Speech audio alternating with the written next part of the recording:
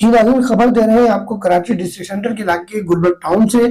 Gulberg town में ये इलाका है अजीज़ाबाद मदनी मस्जिद, और इसको अल्लाह वाली चौरंगी भी कहते हैं। उसके साथ ही मुतसल ये शॉप है 786 बिरयानी की।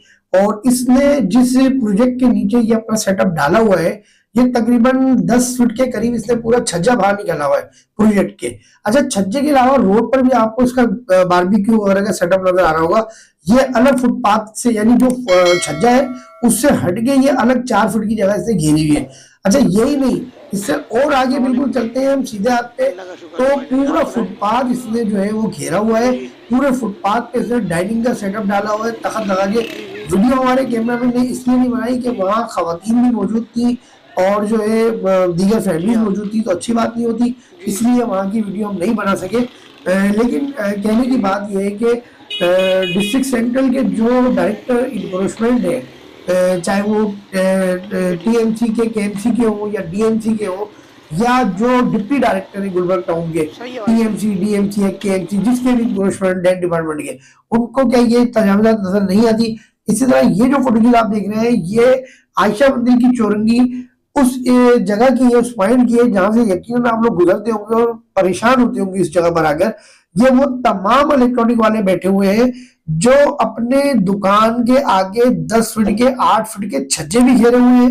उसके अलावा इन्होंने 10 फीट के करीब रोड पर भी अपनी पूरी जो है पार्किंग और पूरे फ्रिज के डब्बे, फ्रिज जो इनके पुराने फ्रिज या वॉशिंग मशीन वगैरह होती है वो, ये सब जो है इस रोड पर जो है ये बरजमान रखते हैं, जिसकी वजह से जो वाटर पंप से जो आने वाला ट्रैफिक है, जो जिनको आशा मंदिर जाना होता है लेफ्ट साइड पे दिंदल सूट की तरफ, अजीजाबाद की तरफ, या कि गुलशन की तरफ शॉर्टकट के लिए, या करीमाबाद की तरफ जाना होता है जिनको नीचे, तो उनको सख्त दुश्वारी का सामना करना पड़ता है।